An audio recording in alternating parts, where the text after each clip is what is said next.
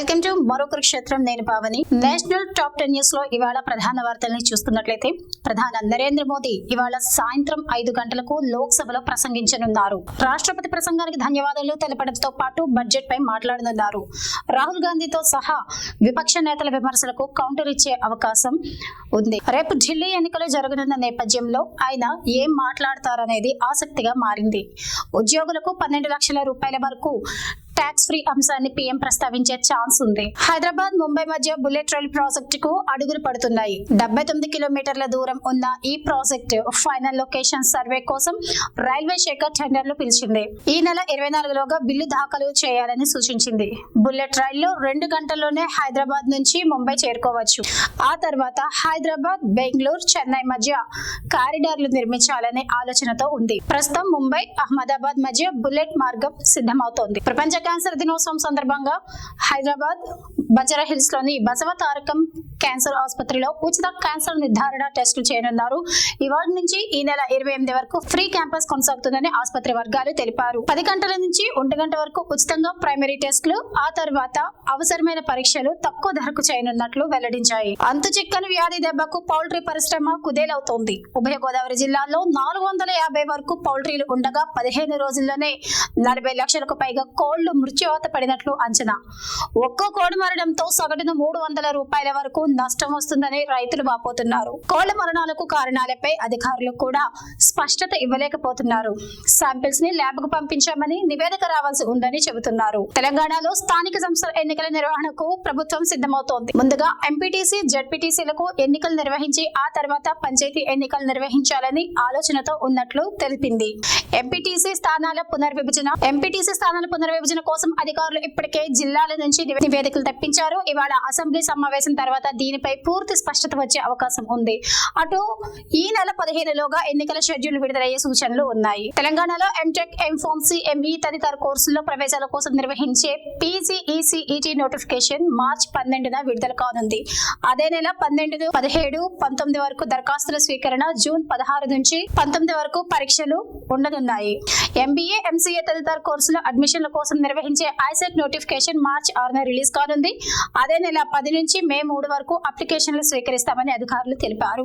June 8, 9న పరీక్ష ఉంటుంది. రథసప్తమి రోజున తెలుగు రాష్ట్రాల్లోని ఆలయాలు భక్తులతో కిటకిటలాడుతున్నాయి. శ్రీకాకుళంలోని అరసవెల్లిలో సూర్య భగవాను దర్శించుకునేందుకు ఉదయాన్నే భక్తులు పోటెత్తారు. మరోవైపు తిరుమలలో రథసప్తమి వేడుకలను టీటీడీ ప్రారంభించింది. సూర్యప్రభ వాహనంపై తిరుమల వీధులలో మరియప్ప స్వామివారి ఊరేగింపు కొనసాగుతుంది. యాదాద్రిలోనూ స్వామివారిని దర్శించుకునేందుకు భక్తులు భారీగా వచ్చారు. ఆంధ్రప్రదేశ్ లో ఇన్నాళ్లు మహిళలకు పరిమితమైన పొదుపు సంఘాలను మెప్మా పురుషులకు విస్తరిస్తోంది. తొలి దశలో రాష్ట్ర వ్యాప్తంగా 2841 గ్రూపులు నెలకొల్పాలని లక్ష్యంగా పెట్టుకోగా నెల రోజుల్లోనే 28 సంఘాలు ఏర్పడ్డాయి. మార్చి 31 నాటి టార్గెట్ ను చేరుకునేలాగా అధికారులు యాక్షన్ ప్లాన్ రూపొందించారు.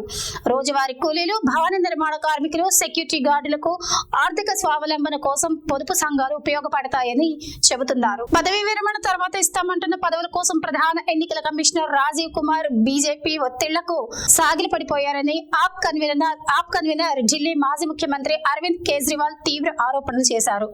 వ్యక్తిగత ప్రయోజనాల కోసం ప్రజాస్వామ్యాన్ని పడంగా పెడుతున్నారని ఆరోపించారు. బీజేపీకి అనుకూలంగా ఎన్నికల కమిషన్ పక్షపాతం చూపిస్తోందని మండిపడ్డారు. ఎన్నికల ప్రచారానికి సోమవారం చివరి రోజు. ఈ సందర్భంగా దేశ రాజధానిలో ఆయన విలేకరులతో మాట్లాడారు. ఢిల్లీ అసెంబ్లీ ఎన్నికల నేపథ్యంలో కేంద్ర ఎన్నికల కమిషన్ ఏ స్థాయిలో బీజేపీకి దాసోహమైందంటే దేశంలో అసలు ఎన్నికల కమిషన్ లేదన్నట్లుగా పరిస్థితి మారిపోయింది. రాజీవ్ కుమార్ ఈ నెలాఖరులోనే పదవీ విరమణ చేస్తున్నారు. ఆ తర్వాత ఆయనకు ఏ పదవి ఇస్తున్నారో ప్రజలు ప్రశ్నిస్తున్నారు. గవర్నర్ పదవా, ఏకంగా రాష్ట్రపతి పదవిని ఇచ్చేస్తున్నారా? చేతులు జోడించి రాజీవ్ కుమార్ కు విజ్ఞప్తి చేస్తున్నా, మీ విధిని మీరు నిర్వర్తించండి, ఇంకా పదవులు చేపట్టాలనే దురాశను వదిలేసుకోండి. కెరీర్ చివరిలో దేశాన్ని, ప్రజాస్వామ్యాన్ని నాశనం చేయకండి అని విజ్ఞప్తి చేశారు. రాజీవ్ కుమార్ తన బాధ్యతలను నైతిక నిష్ఠతో నిర్వహించాలని, ప్రజాస్వామ్యాన్ని పడంగా పెట్టి వ్యక్తిగత ఆకాంక్షలు నెరవేర్చుకోరాదని విజ్ఞప్తి చేశారు. తమ పార్టీ కార్యకర్తలపై దాడులు చేస్తున్నారని, డబుల్ ఇంజిన్ సర్కార్ అశాంతిని ప్రోత్సహిస్తోందని, పోలీసులకు అధికారాలు లేకుండా చేశారని, ఢిల్లీ పోలీసులు కూడా భయపడుతున్న ఆ గూండా ఎవరని ప్రశ్నించారు.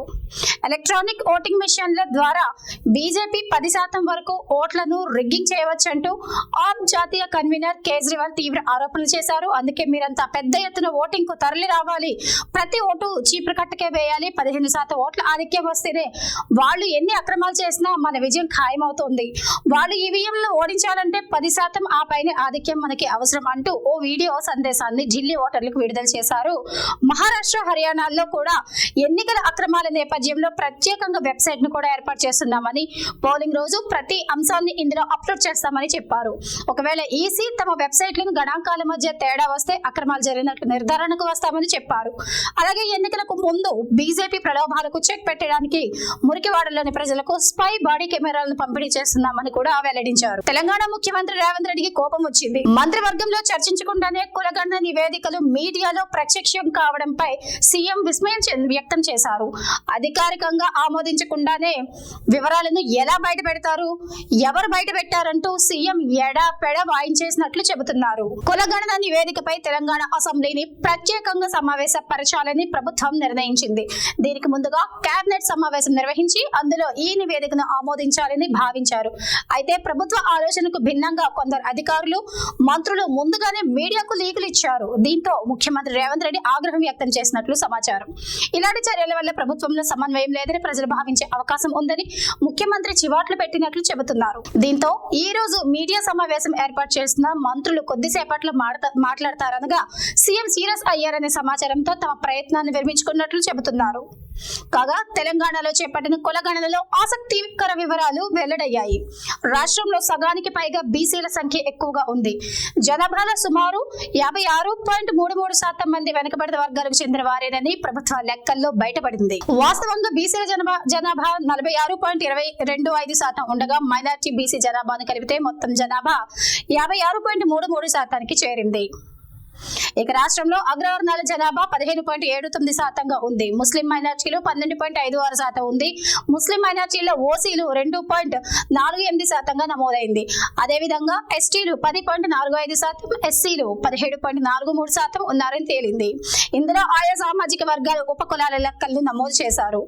మంగళవారం అసెంబ్లీ ప్రత్యేక సమావేశం పురస్కరించుకొని ఈ లెక్కలను అధికారికంగా విడుదల చేయనున్నారు. ఇది వాళ్ళ నేషనల్ టాప్ 10 న్యూస్. మరో టాప్ 10 న్యూస్ లో మళ్ళీ కలుద్దాం.